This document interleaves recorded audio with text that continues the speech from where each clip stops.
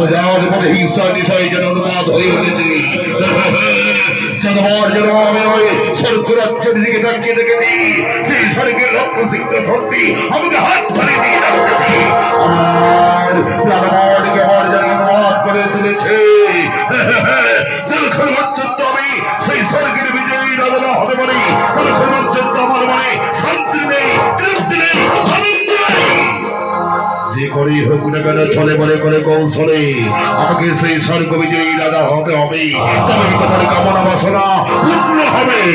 তাই তো আমি মনে মনে মনস্থির করেছি, যেমনি ভাবে আমি মর্তভূমির রাজাদের কাছে আমি জয়পত্র লিখে পাঠিয়েছিলাম, সকলের অন্তরে যেন ভয়ের আতঙ্কিত দেখেছে, তাদের সর্বস্ব আমার চরণে নিবেদন করেছে। ওই যমরাজেন্দ্রের কাছে আমি জয়পত্র লিখে পাঠিয়ে দেব।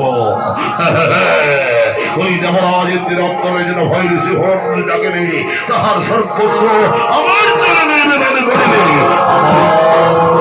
আশা আকাঙ্ক্ষা চিড়ির মতো যেন সার্থ হয়ে ওঠেনি। তবে হলে একবার সেই রাজপুরীকে আমি স্মরণ করে কোথায় কোথায় প্রহরী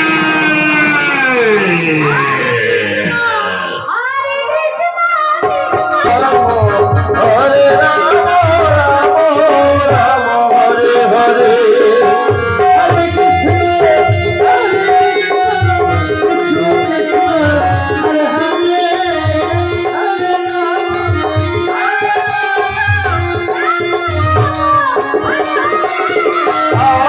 হরে কৃষ্ণ হরে কৃষ্ণ কৃষ্ণ কৃষ্ণ হরে হরে, হরে রাম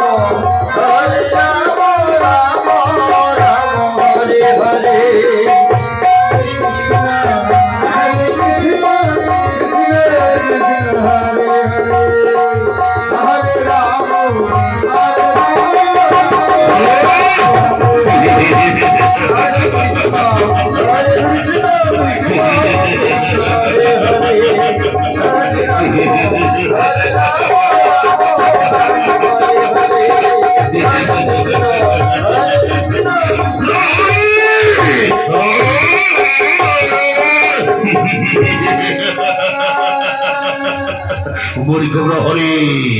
দুঃখের জ্বালায় বক্ষ মাঝে জ্বলেছে মোর দুঃখের দাবানল, আর তুমি প্রাসাদ থেকে বেঁধেছ নিত্যেরই কোলাহল, ভেবে দেখনি তোমার পরিণাম।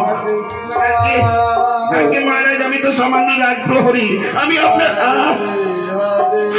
আগে মহারাজ, আমি আপনার আনন্দ যখন যখন এমনকি আয়োজন করতে পারি। অরে মূর্খ, তোমাকে অনেক কিছুই করতে হবে আমার নির্দেশ অনুসারে। এখন এই মুহূর্তে তোমাকে যেতে হবে সেই স্বর্গপুরী।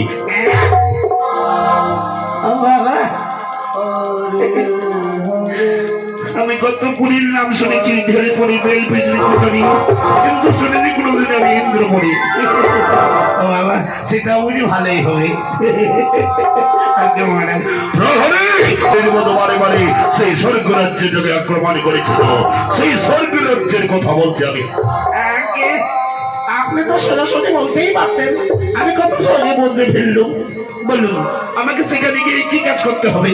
না হরে, আমি আমার শয়ন কক্ষে স্বর্ণ সিন্ধুকের উপরে যদি সে করে থেকে গ্রহণ মিত্র হিসাবে আমায় করিবে বরণ। আর নিত্যপতি উপহার রয়েছে আমার দেওয়া বিশ্বল খড়গ, ওই খড়গে রয়েছে যুদ্ধের আনন্দ।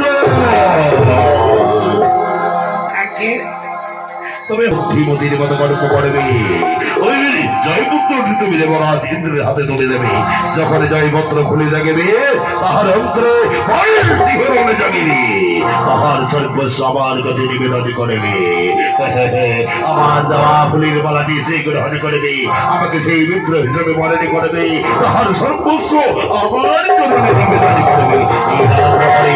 বিলম্ব করে মহামূর্খ, আমার তুই ব্যক্তি করছো।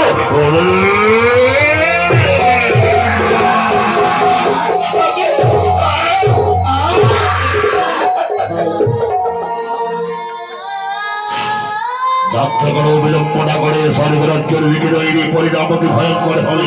আগে আগে মহারাজ, আর বিলম্ব হবে না মহারাজ, আমি যাবো, আর কিছুক্ষণের মধ্যে চলে আসবো। আমি আসি ওগো মহারাজ, আমি আসি।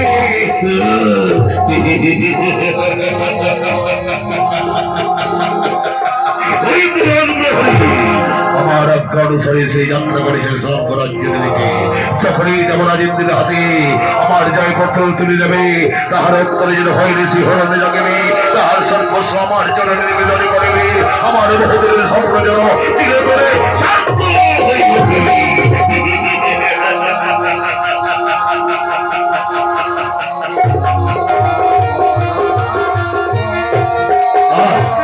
কোথায় বা দেব শ্রীগণ, কোথায় বা দেব শ্রীনারদ? কেনই বা আমার স্বর্গরাজ্য নিরানন্দ?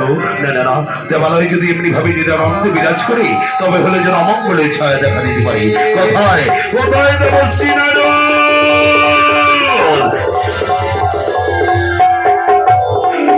নাম মহারাজ নিবেদনী চরণী, আদেশ করেছ মনে না জানি কিবা কারণে। দেবশ্রীনারু, তুমি তো জানো যেমনি ভাবে নিত্যদিন তুমি তোমার মহানবীরার মূর্ছনায় টান দিদি, আর এই মহানবীরার মূর্ছনায় তালে তালে দেওয়া অবসরে যেন পুষ্পমালাকে দিয়ে নিবেদন করি যে ঠাকুরের ঋষি জানি, আজও আমি সেইরূপ তোমাকে আদেশ করি। মহারাজ, দেবশ্রীগণকে যেন এই পুষ্পোত্তলি পুষ্প চয়ন করিবার জন্য আজ্ঞা দিলে বলি আমি সকলকে আনিব ফিরি। তবে হলে অযথাই বিলম্ব কেন?